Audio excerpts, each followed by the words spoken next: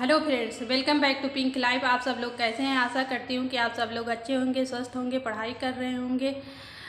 अभी हम number system के बारे में पढ़ रहे थे।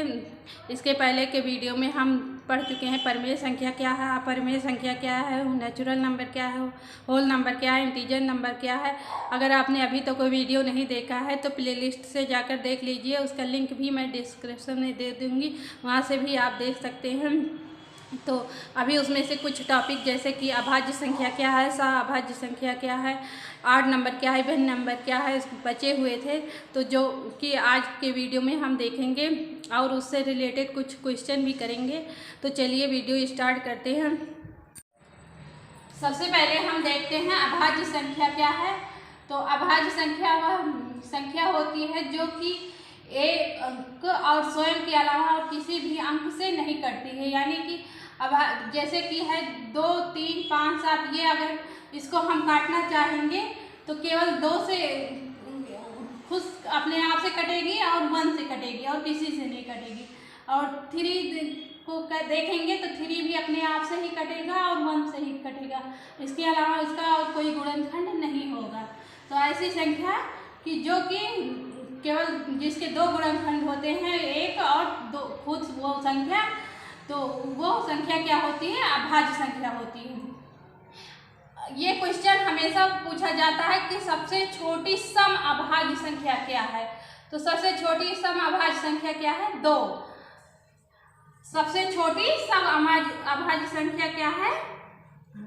ये टेट सीटेट हर पेपर में पूछा जाता है इससे रिलेटेड क्वेश्चन। सबसे छोटी सम अभाज्य संख्या, सम अभाज्य संख्या, सबसे छोटी सम अभाज्य संख्या क्या है? 2। सबसे छोटी सम अभाज्य संख्या 2 है। यानी कि ये सम भी है और अभाज्य भी है। तो और बाकी जो भी अभाज्य संख्या है, जैसे 3 हुआ, 5 हुआ, 7 हुआ, 11 हुआ, 13 हुआ, ये सभी अब विषम संख्या है, सम नहीं है। तो क्या हुआ? ये क्वेश्चन टेट और सीटेट लगभग हर बार पूछा जाता है। ये क्वेश्चन जैसे कि अब पूछ लिया जाएगा सबसे छोटी सा अभाज्य संख्या क्या है, सबसे छोटी सम अभाज्य संख्या क्या है। थोड़ा जो है थ्योरी टाइप में रहेगा क्वेश्चन, तो उसे आप पढ़ के उसमें कौन सा ऑप्शन गलत है ये चूज करना रहेगा, कौन सा ऑप्शन सही है ये चूज करना रहेगा।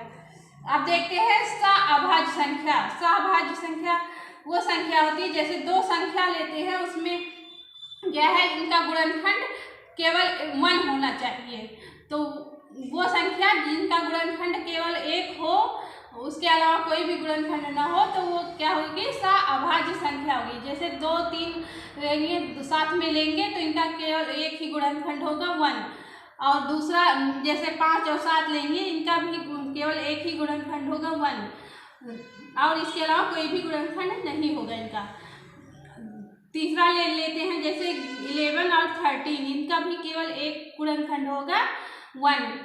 मतलब 2 ऐसी संख्या लेते हैं जिनका केवल एक गुणनखंड होता है, वो सह-अभाज्य संख्या कहलाती है। अब देखते हैं सम संख्या क्या है। सम संख्या क्या है? कोई भी संख्या लेते हैं जो कि हमें 2 से डिवाइड हो जाए, वो सम संख्या होती है। जैसे हम 12 ले लेते हैं, 12 2 से पूरी तरह डिवाइड हो जाएगी। 12 2 से पूरी तरह डिवाइड होके 6 आ जाएगी, तो ये क्या होगी? सम संख्या होगी। जैसे यह 18 ले लेंगे, 18 को 2 से डिवाइड करेंगे, कितना आएगा? 9। तो पूरी तरह डिवाइड हो गया, तो हम क्या कहेंगे? ये 18 क्या है? सम संख्या है। अगर हम कोई अब ऐसी संख्या लेंगे जैसे 13 ले लेंगे, ये हमें इसको 2 से डिवाइड करने पर इसमें एक शेष बचता है। जैसे कि 6 12 होगा और एक शेष बचेगा, तो ये हमारी अभाज्य विषम संख्या हो जाएगी। क्या हो जाएगी? विषम संख्या। तो विषम संख्या क्या है? जिसको 2 से डिवाइड करने पर पूरी तरह ना विभाजित हो, उसमें कुछ शेष आए तो क्या होगी, हमारी विषम संख्या होगी। जैसे हम ले लेते हैं 5 तो अगर हम 2 से डिवाइड करते हैं तो ये पूरी तरह नहीं डिवाइड होती है, 2 दूना 4 हो जाएगा, 1 शेष बचेगा। ऐसे ही 9 अगर हम ले लेते हैं तो 9 को भी अगर 2 से डिवाइड करते हैं तो 2 चौका 8 हो जाएगा, लेकिन 1 शेष बचेगा। तो क्या हो गया, विषम संख्या क्या हो गई, 3, 5, 7, 9, जो कि 2 से पूरी तरह ना डिवाइड हो वो विषम संख्या होती है, और जो कि 2 से पूरी तरह डिवाइड हो जाए वो सम संख्या होती है। और इसे हम अभाज्य संख्या भी देख चुके हैं, सहअभाज्य संख्या देख चुके हैं। तो सम संख्या, सबसे छोटी सम अभाज्य संख्या यही 2 है।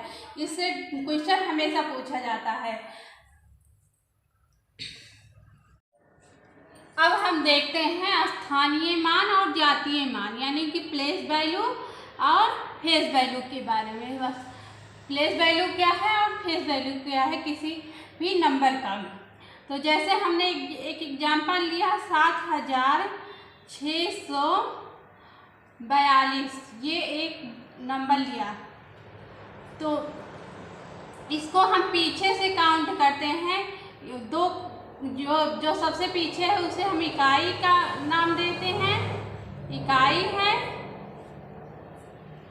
जो दूसरे स्थान पर है पीछे से उसे हम दहाई का नाम देते हैं, दहाई है।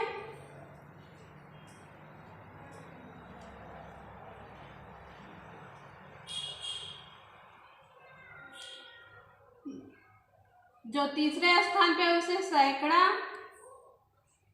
का नाम देते हैं, और जो चौथे स्थान पर उसे 1000 का नाम देते हैं।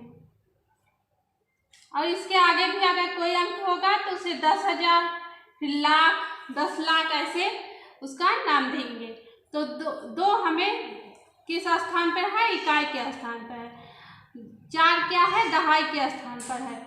तो हम इसे स्थानीय मान, जो किस स्थान पर है हमारा अंक, 2 किस स्थान पर है, तो जो जिस स्थान पर है उसे हम उस अंक का स्थानीय मान कहते हैं। जैसे 7 जो है 1000 के स्थान पर है, तो हम इसका स्थानीय मान 1000 में गिनेंगे। और जैसे 6 सैकड़े के स्थान पर है, तो हम इसका स्थानीय मान सैकड़े में गिनेंगे। 4 दहाई के स्थान पर है, तो हमें इसका मान दहाई के। तो अगर हमें किसी अंक का स्थानीय मान ज्ञात करना है तो सबसे पहले हम उस अंक को लिखते हैं, उसके पीछे जितने भी अंक रहते हैं उतने 0 इसके पीछे लिख देते हैं। जैसे 7 के पीछे हमारे पास 3 अंक है, 6, 4, 2, यानी 3 अंक है, 1, 2, 3, तो हम उसके पीछे 3 0 बढ़ा देंगे, तो ये हमारा 1000 का आ जाएगा। मतलब कि 7000, इसका स्थानीय मान कितना है, 7000। अब देखते हैं 6 का, तो 6 के पीछे 2 अंक है, तो 6 के पीछे 2 0 बढ़ा देते हैं, तो इसका मान, स्थानीय मान क्या हो गया, 600, यानी कि सैकड़े के स्थान पर है। अब 4 को देखते हैं, 4 के पीछे कितने अंक हैं, तो 4 के पीछे केवल 1 अंक है, तो इसके लिए केवल 1 0 बढ़ाएंगे, तो हमारा क्या हो जाएगा, इसका दहाई, इसका स्थानीय मान हो जाएगा 4 का। और 2 के पीछे देखते हैं कितने अंक है, 2 के पीछे कोई अंक नहीं है, तो इसका स्थानीय मान इकाई हो जाएगा।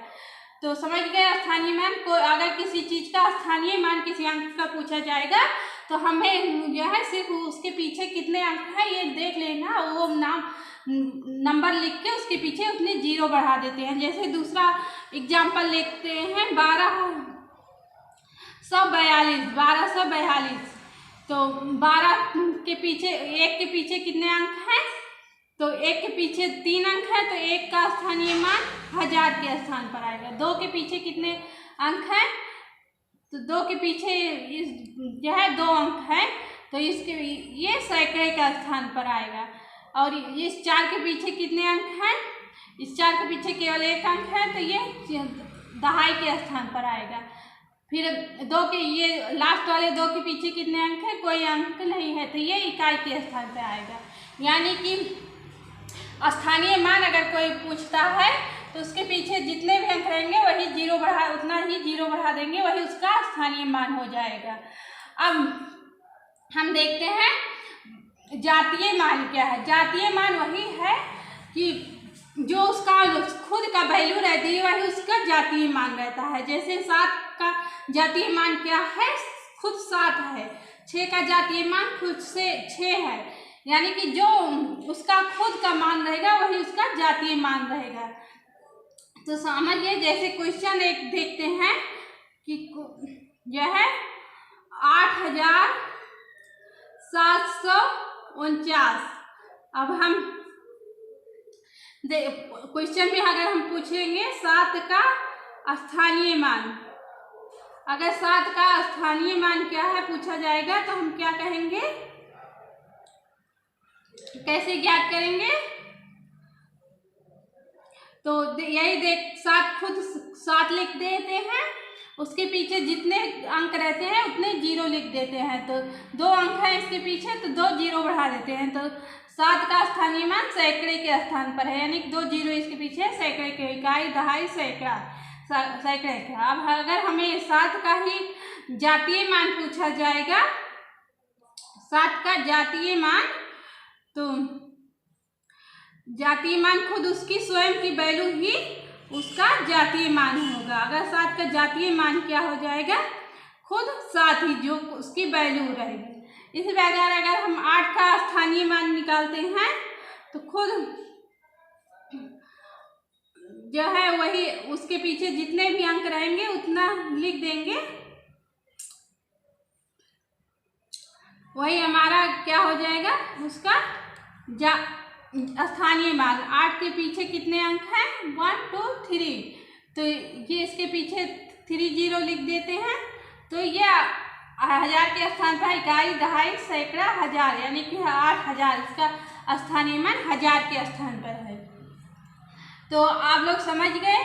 चलिए, इस वीडियो में इतना ही। अगर वीडियो पसंद आया हो तो लाइक कीजिएगा, ज़्यादा से ज़्यादा लोगों को शेयर कीजिएगा, चैनल को सब्सक्राइब कीजिए। मिलते हैं नेक्स्ट वीडियो में, तब तक के लिए टेक केयर, बाय बाय।